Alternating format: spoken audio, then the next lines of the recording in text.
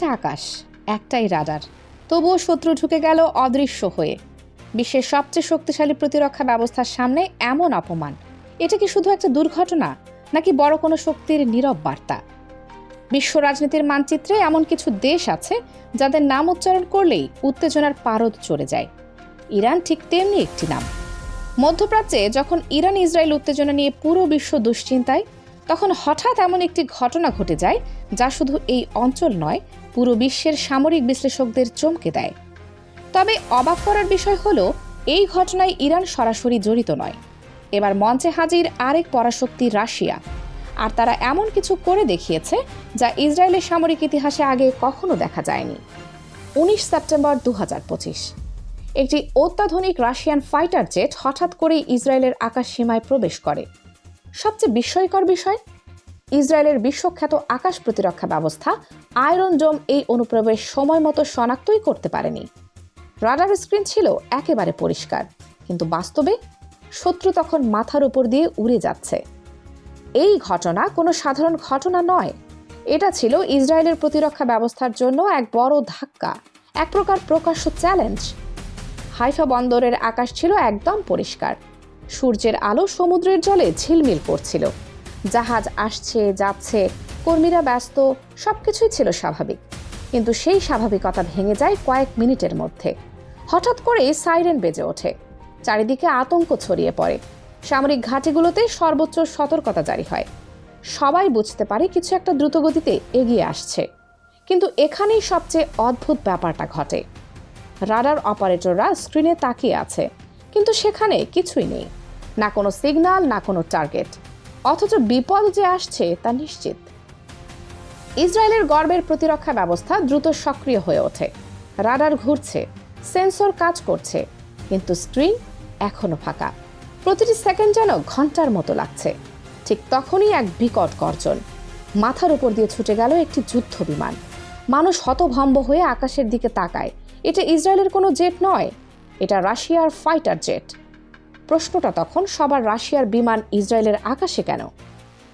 ইসরায়েলের প্রধানমন্ত্রী এক সাক্ষাৎকারে ঘোষণা দেন, প্রয়োজনে তারা মস্কোর ভেতরেও আঘাত হানতে প্রস্তুত। এই বক্তব্য আন্তর্জাতিক অঙ্গনে বেশ আলোড়ন তোলে। রাশিয়ার প্রেসিডেন্ট তখন মুচকি হেসে শুধু বলেন, মজার কথা বললেন। অনেকে ভেবেছিল এটাই শেষ, কিন্তু রাশিয়া কথার চেয়ে কাজে বিশ্বাস করে। মাত্র 5 দিনের মধ্যেই তারা তাদের জবাব দিয়ে দেয় সরাসরি আকাশে। ইসরায়েলের রাডার কিন্তু সাধারণ কিছু নয়, একসাথে 200 টার্গেট ট্র্যাক করতে পারে, 50টির বেশি লক্ষ্য বস্তুতে আঘাত হানতে সক্ষম, 400 কিলোমিটার দূর থেকেও শনাক্ত করতে পারে। তাহলে সমস্যা কোথায়? উত্তর লুকিয়ে আছে রাশিয়ার প্রযুক্তিতে। এই জেটটি তৈরি হয়েছে স্টেলথ প্রযুক্তিতে, অর্থাৎ রাডারের তরঙ্গ এতে আঘাত করলেও ফিরে আসে না, বরং শোষিত হয় বা ছড়িয়ে যায়। ফলে রাডার কখনো ছায়ার মতো কিছু দেখে, আবার মুহূর্তেই হারিয়ে ফেলে। গতি প্রায় 1700 কিলোমিটার প্রতি ঘন্টা, বহন ক্ষমতা 12 টন অস্ত্র।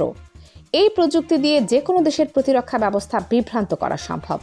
পরিস্থিতি নিয়ন্ত্রণে আনতে ইসরায়েল আকাশে পাঠায় তাদের সবচেয়ে উন্নত 2টি অস্ত্র, 2টি F-35 ফাইটার জেট। এই জেটগুলোতে এমন সেন্সর রয়েছে যা 200 কিলোমিটারের মধ্যে শত্রু শনাক্ত করতে পারে। 2টি জেট দ্রুত রাশিয়ান বিমানের দিকে ধেয়ে যায়, কিন্তু রাশিয়ান জেটও পিছিয়ে নেই। তার উন্নত সেন্সর বুঝে ফেলে সে ঘিরে ফেলা হচ্ছে। রাশিয়ান পাইলট দিক পরিবর্তন করে উত্তরের দিকে ছুটে যায়, কিন্তু একটি F-35 তার সামনে গিয়ে পথ আটকে দেয়।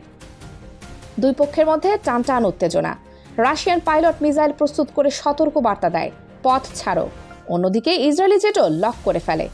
আকাশে তখন নিস্তব্ধতা, যে কোনো মুহূর্তে যুদ্ধ শুরু হতে পারে। হঠাৎ করেই আয়রন ডোম আবার সক্রিয় হয়, মিসাইল লঞ্চ। এবার রাশিয়ান জেটকে ভালোভাবে ট্র্যাক করে এবং ছুড়ে দেয় 2টি মিসাইল। এই মিসাইলগুলো অত্যন্ত উন্নত টার্গেটকে ছায়ার মতো অনুসরণ করতে পারে। পরিস্থিতি বুঝে পাইলট চালু করে ইলেকট্রনিক জ্যামার। 47 কিলোমিটার পর্যন্ত সব সিগন্যাল ব্লক করতে পারে এটি, কিন্তু সময় খুব কম। হঠাৎ জেটটি উঠে যায় 11,000 মিটার উচ্চতায়, তারপর কোনো সতর্কতা ছাড়াই সোজা নিচে 3000 ফুট ডাইভ। এই অপ্রত্যাশিত মুভমেন্টে মিসাইলের সেন্সর বিভ্রান্ত হয়ে যায়, লক হারিয়ে ফেলে এবং মিসাইল লক্ষ্যহীন হয়ে যায়। রাশিয়ান জেট সফলভাবে পালিয়ে যায়। এই ঘটনার পর আন্তর্জাতিক মহলে তীব্র আলোচনা শুরু হয়। বিশ্লেষকরা বলছেন এটি ছিল শক্তির প্রদর্শন, সরাসরি বার্তা। আমরা চাইলেই তোমাদের ঘরে ঢুকে যেতে পারি। অন্যরা মনে করছেন এটি ছিল গোয়েন্দা মিশন, ইসরায়েলের প্রতিরক্ষা ব্যবস্থার দুর্বলতা যাচাই। এই ঘটনায় এখনো পর্যন্ত ইসরায়েলের কোনো আনুষ্ঠানিক বক্তব্য নেই। এই নীরবতাই যেন অনেক কিছু বলে দিচ্ছে। বিশ্লেষকরা সতর্ক করছেন, যদি এমন ঘটনা আবার ঘটে তাহলে রাশিয়া ইসরায়েল সম্পর্ক দ্রুত অবনতির দিকে যাবে। মধ্যপ্রাচ্য ইতিমধ্যেই অস্থির, তার উপর যদি নতুন শক্তি সরাসরি জড়িয়ে পড়ে তাহলে পরিস্থিতি কোথায় গিয়ে দাঁড়াবে তা কেউ নিশ্চিত করে বলতে পারছে না। এই একটি ঘটনায় প্রমাণ করে দিয়েছে আধুনিক বিশ্বে কেউ আর পুরোপুরি নিরাপদ নয়। প্রযুক্তি যতই উন্নত হোক তারও সীমাবদ্ধতা আছে। আর শক্তির রাজনীতিতে সবচেয়ে জোরে কথা বলে ক্ষমতায়। আকাশ একই থাকে, কিন্তু খেলোয়াড় বদলালেই বদলে যায় পুরো খেলার নিয়ম। কানিজ ফাতেমা, সোমা, 0 টিভি।